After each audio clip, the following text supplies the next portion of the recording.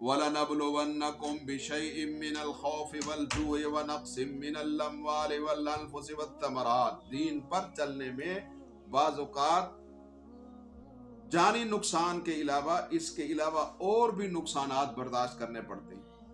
فرمایا البتہ ضرور بالضرور ہم تمہیں آزمائیں گے، کچھ خوف سے اور کچھ بھوک سے، کچھ پھلوں کی کمی کے ساتھ، فرمایا کہ اور کچھ جانوں کی کمی اور کچھ مالوں کی اور کچھ پھلوں کی کمی کے ساتھ۔ وَبَشِّرِ الصَّابِرِينَ، اور آپ صبر کرنے والوں کو خوشخبری سنا دیجیے۔ اس آیت مبارکہ میں آیت نمبر 155 میں ایک گویا کہ مسلمانوں کو ایک مستقبل کے حوالے سے مشکلات کے لیے تیار کرنا کہ دین کے لیے تمہیں مشکلات آ سکتی ہیں، تو لہذا تم اس کے لیے ذہنی طور پر تیار رہو، کیونکہ ناگہانی واقعات انسان کے لیے زیادہ جو ہے وہ خطرناک ثابت ہوتے ہیں۔ اس لیے پہلے بتا دیا کہ ایمان قبول کرنے کا مطلب یہ نہیں ہے کہ مشکل حالات نہیں آئیں گے، بلکہ ایسا ضرور ہوگا کہ انسان کی آزمائش کبھی خوف سے کی جائے گی۔ یہ خوف کسی بھی چیز کا ہو سکتا ہے، دشمن کا، اس کے علاوہ، اور بھوک کے ذریعے اسے آزمایا جائے گا، مال میں کمی کر دی جائے گی، عزیز و اقارب میں سے کوئی فوت ہو جائے، پھلوں کی کمی ہو جائے، تو بہرحال ان سب موقعوں پر انسان کو صبر کرنا۔ اللہ کا شکوہ بندوں سے نہ کرنا ہی صبر کے تقاضے پورے۔ صبر کسے کہتے ہیں؟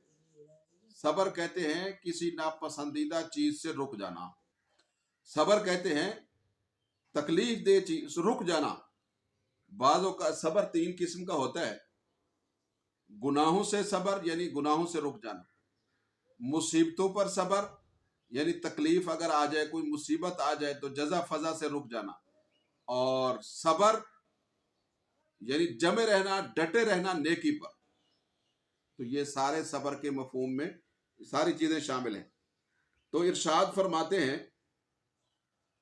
طبیعت پر رنج اور آنکھوں میں آنسو ہوں تو کوئی بات نہیں ہے، یہ ہوتا ہے، جزا فضا نہ ہو، اللہ کا شکوہ نہ ہو، باقی دلی تکلیف تو ہوتی ہے ناگوار چیزیں جب پیش آتی ہیں، اور بعض اوقات اپنوں کی جدائی پر آنسو بھی آ جاتے ہیں، تو کوئی بات نہیں ہے، لیکن اللہ کا شکوہ، ایمان جو ہے وہ نہ ہو، ایمان متزلزل نہ ہو، ایسے مواقع پر اللہ کی طرف رجوع زیادہ ہو جائے، بس یہ صبر ہے۔ الذین اذا اصابتہم مصیبہ، اور وہ لوگ جب انہیں کوئی مصیبت پہنچتی ہے تو وہ کیا کہتے ہیں؟ انا للہ و انا الیہ راجعون، بے شک ہم اللہ کے ہیں اور ہم اللہ ہی کی طرف لوٹنے والے ہیں۔ اس آیت مبارکہ میں مصیبت کے وقت پڑھے جانے والے مبارک کلمات کا ذکر ہے تاکہ دل کو تسلی ہو جائے۔ یہ کلمات جو ہے، مصیبت کوئی بھی ہو، ضروری نہیں ہے کہ کسی کی موت کی خبر سنیے تو انا للہ پڑھا جائے، کوئی بھی تکلیف دے، پریشان کن خبر سنے انسان تو یہ کلمات پڑھ لے، انا للہ و انا الیہ راجعون، حتیٰ کہ کانٹا چبھ جائے، خلاف طبیعت کوئی بات پیش آ جائے تو بس یہ کہے انا للہ و انا الیہ راجعون۔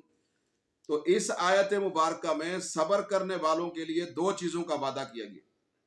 ایک تو اللہ کی عنایتوں کا وعدہ ہے، اللہ کی مہربانیوں کا وعدہ ہے، اور دوسرا اللہ کی رحمت کا، اور اس کے ساتھ ساتھ انہیں یہ خوشخبری دی گئی ہے کہ صبر کرنے والے لوگ جو ہیں وہ ہدایت اور سیدھے راستے پر گامزن ہیں۔ تو بے صبری جو ہے یہ سیدھا راستہ نہیں ہے۔ الذین اذا اصابتہم مصیبہ، گویا یہ انسان کہتا ہے کہ جب بھی کوئی پریشانی کی خبر آئے تو انسان کو یہ حقیقت یاد کرا دی جاتی ہے کہ جو بھی کچھ تم سے جدا ہوا ہے وہ تو اللہ کی ملکیت ہے، تمہاری ملکیت تو تھا ہی نہیں۔ اللہ ہی اس کا مالک ہے، مالک اپنے مملوک میں، اپنی چیز میں تصرف کا، کنٹرول کا پورا اختیار رکھتا ہے، اس لیے اللہ کے فیصلے میں انسان کو شکوہ نہیں کرنا چاہیے۔ تو یہ دونوں آیتیں ساتھ ساتھ ہو گئیں۔ اولئک علیہم صلوات من ربہم ورحمہ، یہی وہ لوگ ہیں جن پر ان کے رب کی عنایتیں اور مہربانی ہے۔ وَأُولَئِكَ هُمُ الْمُهْتَدُونَ، اور یہی لوگ ہیں جو ہدایت یافتہ ہیں، ہدایت پانے والے ہیں۔ ऐत